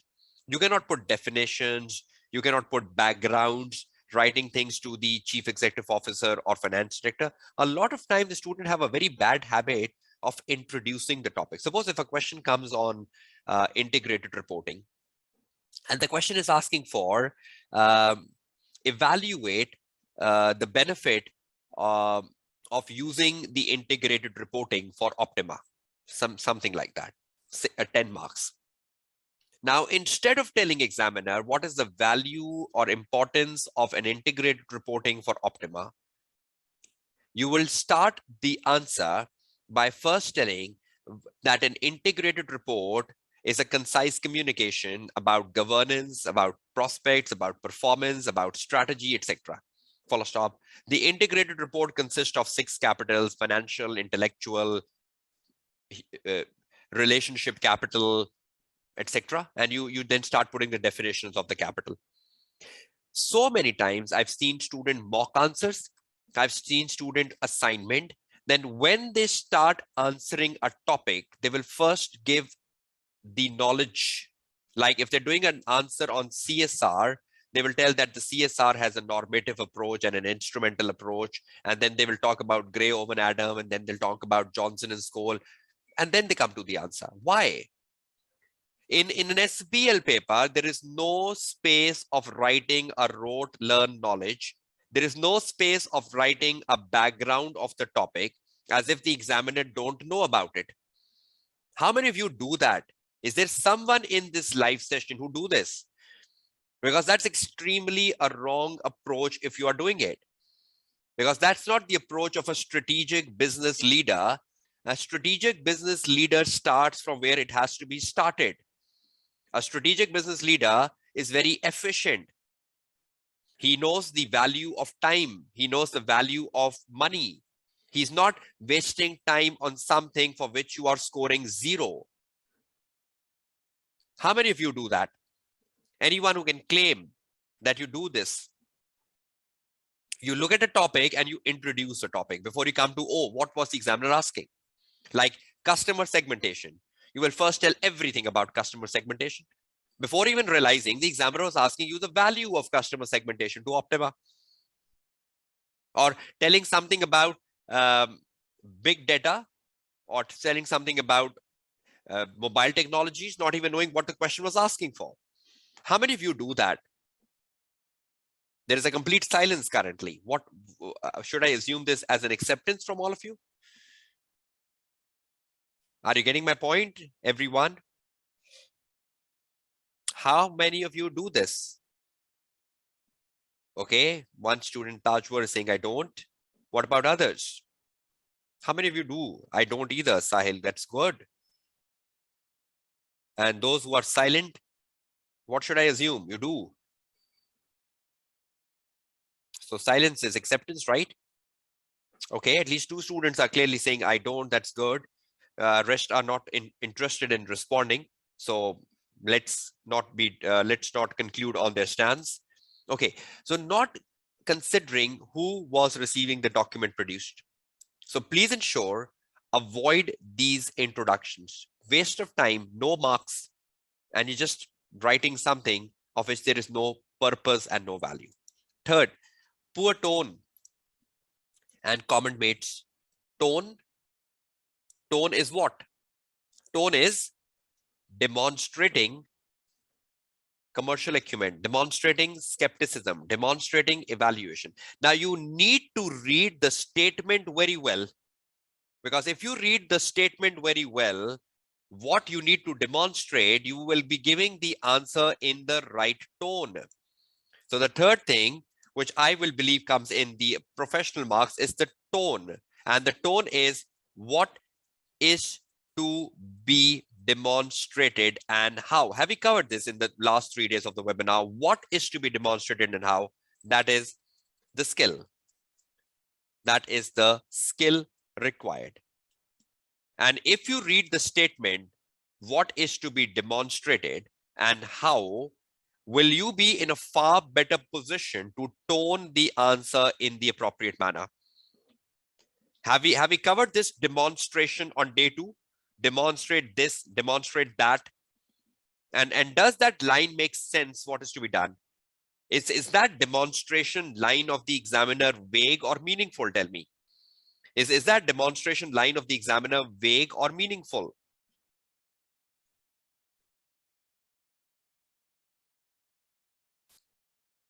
I'm asking a question to all of you. Is that line meaningful? Yes.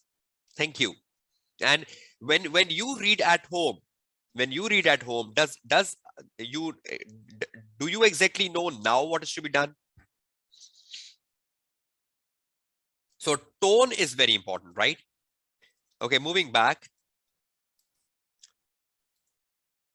Failing to demonstrate sound commercial acumen. We know whenever the examiner asks you commercial acumen, the examiner will tell you how you need to demonstrate commercial acumen. We were even looking for that yesterday when we were looking at the customer segmentation analysis. So again, examiner is very much concerned about the way you demonstrate the professional skills in the last two bullets, and we've just exactly picked that out. Candidates should remember that they're carrying out a professional task that has a purpose for a defined stakeholder. It cannot be stressed enough how vital it is that candidates read the technical and professional requirements together, as they will assist them in formulating their answers in a correct style, tone, and level of professionalism. Tell me, look at this statement. This is something where I can take a sigh of relief, because this is something I have been reinforcing since the last 3 days, a keynoting of the examiner, and which I have addressed in the last 3 days. Tell me, has this been addressed?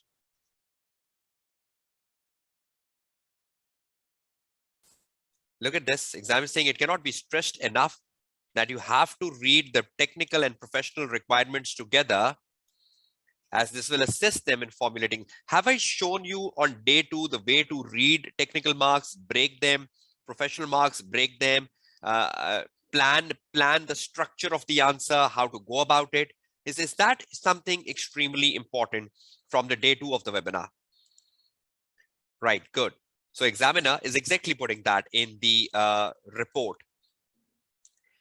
Okay, then let's move down few of the last things. As referred to above, an example of where candidate failed to do this was in the question number 1B. We did that question number 1B. I think that was a CSR, strategic importance of CSR. The question asked to demonstrate communication skill in concisely informing the board members of the optima strategic importance of CSR. Many candidates answer failed to demonstrate the communication skill necessary to effectively and concisely inform the board of the strategic importance.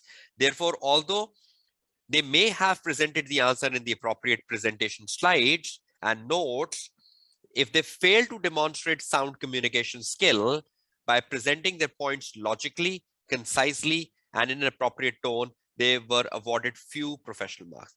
So if you are presenting an answer in a slide with notes, you might be getting the technical marks. But if you're not presenting them concisely, logically, and in a proper tone to the board of director, 3 professional marks, you might just get 1. So that could be a big dent to you when you fail at 47, 48, 49. So let's conclude on professional marks. So when you want to gain professional marks, will you be concerned about the format, all of you? Have we covered them? Will you be concerned about the presentation of the answer? And all of you know what presentation of answer is? Headers. Avoid long paragraphs. Have we covered this all? And repetitive information. 3. And would you ensure the proper tone of the answer? Now, is this 3 essential to fetch most of your professional marks? And is that an easy definition of professional marks for all of you? That's number 1. And lastly, I would like to add one more thing here. Connect with case study. Connect with case study as much as possible. As much as possible. That is very important. So this 4 makes the professional marks. This 4 makes the professional mark, right?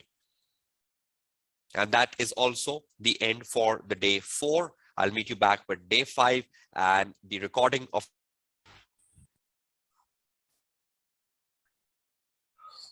Hello and assalamu alaikum. I'm Kashif Kamran. Welcome back to the day 4 of the SBL webinar to success. I got disconnected again. So this is the second time in the session that there is a disconnection, but we just left with last 30 minutes of the day 4.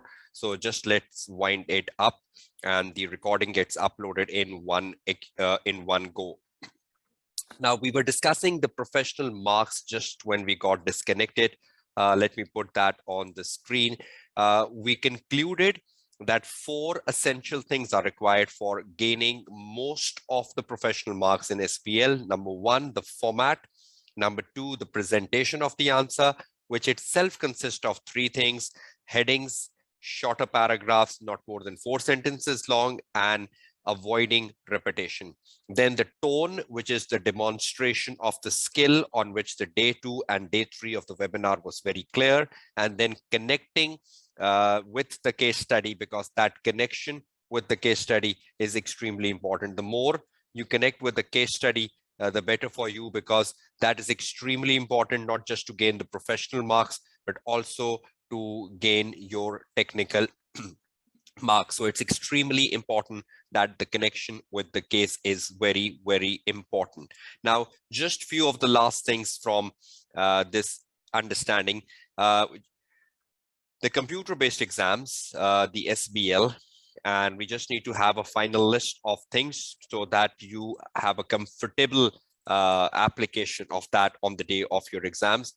We were just looking at the portal, the practice platform. Just let me put that in front of your screen now again for one final time. Again, you can see the platform in front. Now, just an affirmative and just a recap and just a reinforcement, and that would be really good for you. Number one, when you start the SBL paper in your exam environment, you have 4 hours, right? Now, in that 4 hours, the first 1 hour is playing a crucial part, because that 1 hour has to be utilized in an effective manner. If you are not utilizing that first 1 hour in an effective manner, or you don't know what is the definition of effective manner, you are wasting time, which will spoil the 3 hours you have for reflection, for writing the answer. Now, listen to this very carefully. In the first 1 hour, what has been decided in the last 3 days? In the first 1 hour, the very first thing you will do is to open the task given on the left panel, 1, 2, 3, 4, or whatever. You open up the task, right? And you read a task and you copy the task into the response option. For example, a task is requiring you to prepare a report, copy that into the word processor. A briefing note, copy that into a word processor. A letter, a press release, copy that in a word processor. Or a slide, copy that in the slide response option. So in the first 10 minutes of your 1 hour, read the task, copy the task, and paste the task in the response option, and structure the task just like I did on the day 2 of the webinar. That exactly what you need to do in the task 1A. You need to write a report. You should know that. You should know the professional marks and you should know the technical marks. So in 10 minutes, you will structure the task on the response option. And I did demonstrated that on my day 2. So you can go back and watch it. Then you have 50 minutes, right? Now, you know what is to be done, because when you were copying, pasting the task, you absorbed here. Now, you know the task 1 requires customer segmentation. For example, you know the task 2 requires something about the BFIT program, or the task 3 requires something about the mobile technology and data analytics. And the task 4 requires something about internal control weaknesses, right? Now, you know these keywords. Now, when you read the exhibits, wherever you find some information about internal control weaknesses, or you find some information about the collaborative partnership, the BFIT program, or you find some information about mobile technology or data analytics, or you find some information about customer segmentation, you will copy those informations and keep pasting that under the respective task on the word processor. Copy, paste, copy, paste, copy, paste. But you're not copy pasting a paragraph, you're copy pasting a line, a sentence, or few words, just to remember that you need to convert this or develop this into a point later. Now, that 50 minutes where you're reading through the exhibits and you're connecting the exhibits with the task 1, 2, 3, 4, because you remember the keywords. So wherever you find something about mobile technology, you will copy that up and put that in task 3. Wherever you find something about collaborative partnership, you will put that up and put that in task 2. And that's how the 50 minutes gets over and the total 1 hour gets done. Now, 1 hour later, you have your word processor ready. with the task and with copy paste information available. Now you just have one window after 1 hour, and this one window is right here, the word processor. And now on this one window, you're spending your entire 3 hours. You're not going back to exhibits. You're not going back anywhere. You are right here. You're not going back to task even, because the task is here. The copy paste is here. You just need to now sit down, open up a task and start answering it. If you need to make a report, start answering it. You need to make a briefing note, start answering it. But the amount of information you copy pasted will help you in designing the answer, in rephrasing the answer, in linking the answer to the case study. And any extra information which you copy pasted on your response option, which is not utilized in your answer, which you found was extra, simply delete any unattended information on the response option.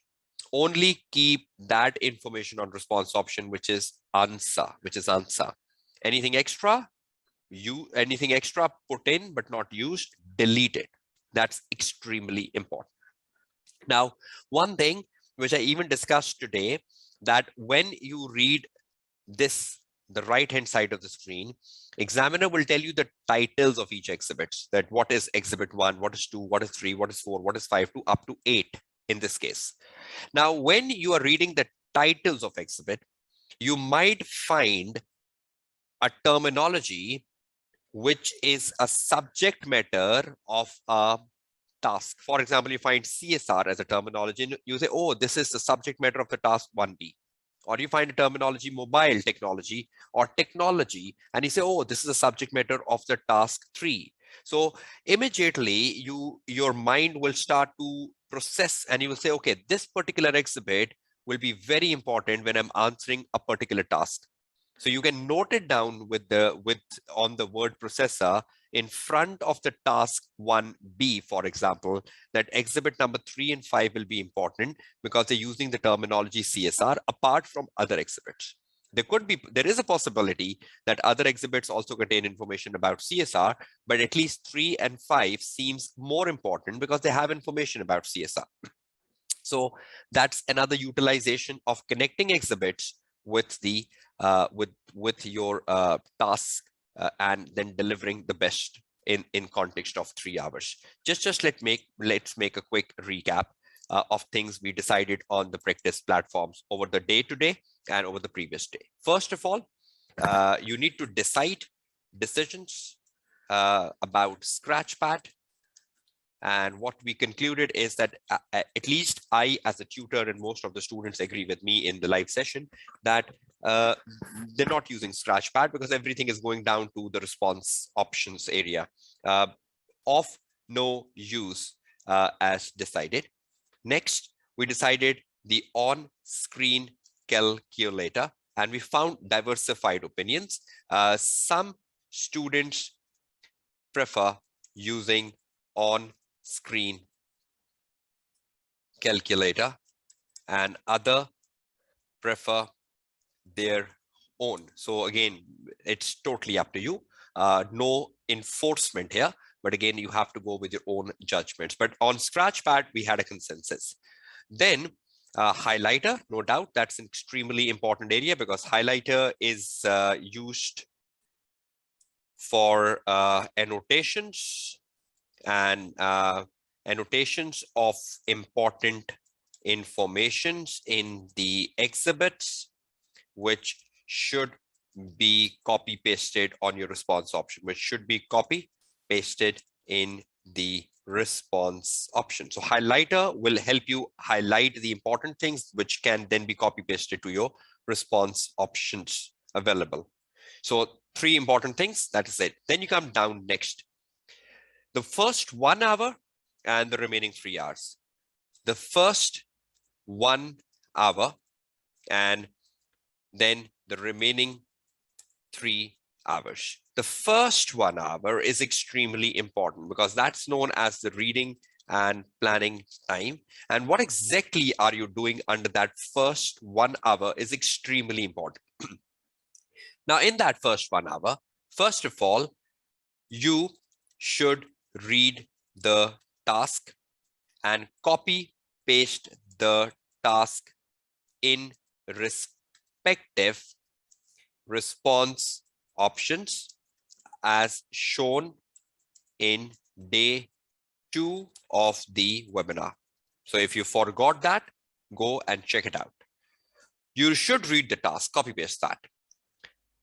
Next, after you've done that, read the title of exhibits given on the right hand side of the screen.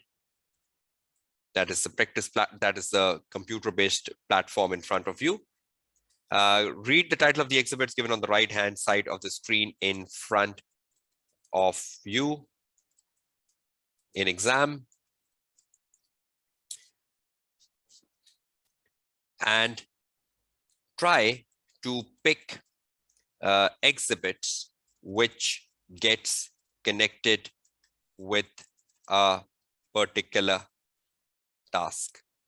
If there is a certain exhibit like such, mention the exhibit number in front of the task, in response option,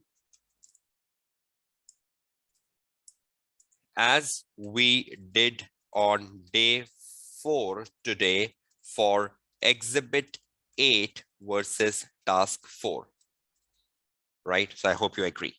Then you start reading all exhibits. Read all exhibits, and wherever you find something about customer segmentation or CSR or mobile technology or big data or collaborative partnership or weaknesses, copy, paste the relevant information in the response option under the particular task. Now, at the end of 60 minutes, you have understood the task. You've understood the task. You know the format to write answer in. You know which professional marks to demonstrate. You know which skill to demonstrate, and you have got plenty of information copy pasted under each task to proceed to writing answer, Now 1 hour absorbed, and the end result is you have plenty to write answer. So you've got plenty to write answer. That's the end result. If you get it, wonderful. Now remaining 3 hours. Start to write your answer one by one in any order you wish to. You have to complete all the tasks. You do task 4 first and 1 after. That's totally up to you, but finish all the tasks one by one in any order, because see, it's a word processor, right? Your task 1 is up, 2, 3, 4. If you fill the task 3 first, the 4 will shift down and the space will automatically be created. It's not a manual exam, right? Where you have to keep pages empty. No, it's a computer-based exam. So if you write something in the middle, the other task will keep shifting down. So automatically you can do task in any order. Start to write your answer one by one in any order, whichever you want to write first, and complete the answer. Any extra information, pasted on response option, not used, delete it off before you proceed to the next task. Ensure the information pasted is used as much as possible, because that will ensure a case specific answer, but don't just copy paste a statement without evaluating it or explaining it or putting it in context, because alone copy paste is of no use. And again, that was something repeated over the last 3 days, and from the examiner report and from the examiner criticism, etc. And that's extremely important to remember. So in the remaining 3 hours, you write an answer, case specific answer, deleting the copy paste information which is of no use, and then you go down in that. Ensure you gain professional marks as guided above, and ensure you keep the answers tidy. 2 marks per valid point, so you know exactly how much to write. So if it is a 12 marks answer, you're writing 6 points and wrapping up the answer, not dragging your answer. So that's what exactly you have to do in the remaining 3 hours. So there is no time management issue, and no one should complain about time management issues, because that's not the case with the SBL paper. So that's how you should be going with the computer-based exams for SBL. And probably when you read through it, take a printout and you rewatch this webinar would be helpful to you. Now you must have practiced a lot on the platform, so you must have made your own way of doing things, which should be more better, and you should not be changing them at this point in time when your exams a few days away. But if you think something is good enough and that should be changed for an opportunity to pass, then do it. But if you're doing something and you have already developed efficiency on that and you're very happy with that, then don't try to change at this point in time, because changing at this point in time can be risky at times as well. But if you believe, no, this is something good, I can do it and they can be helpful to me, then do it in the remaining days you have, so you have a command on that area in an effective manner. So today, on the day 4 of this webinar, we went through another investigation of September-December 21 paper, task 4. We did evaluate the examiner report scatteredly, but again, the reinforcement is you have to read the whole examiner report. You have to read word by word the examiner report. That is extremely important. Again, you need to understand the limitations of webinars. These are free resources. You need to understand the time constraints. Everything is not possible, but the guidance is to be followed. If I say read the examiner report and I show you how, then you follow it. If I show you, okay, this is how you write an answer, follow it. Again, the purpose of the webinar is to push you and you move forward. And we did discuss the do's and don'ts of the practice platform as well. We had key learnings from day 3, and then again, we have been into the practice platform and examiner report plenty of time today in this session as well.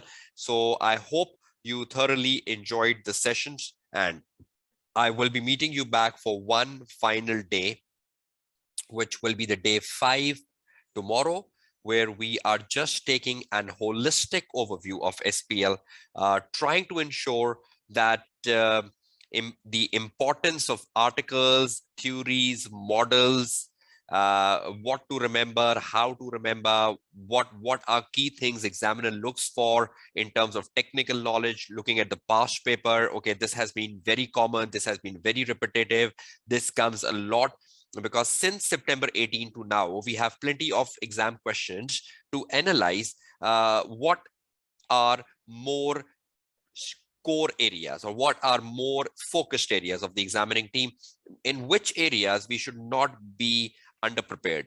So a lot of analysis of the paper, core areas, models, theories, how to go about them comes on the last day of the webinar, and that would be extremely important for you on the 1st of June. I think your exam is on the 7th of June, so would really be beneficial for all of you. So this is Kashif Kamran signing off from the day 4 of the SBL webinar to success, and really apologize for the interruptions we had in between the sessions. But again, the recording gets uploaded as one. So when you're watching the recording, you will not be bothered about the interruptions. Because I was conducting the live class, but the recording gets as one on the YouTube channel. So day 4, your tutor Kashif Kamran signing off from SBL webinar to success. Have a nice day. Wish you all success and see you back tomorrow, day 5, the final day. Take care. Goodbye and Allah Hafiz.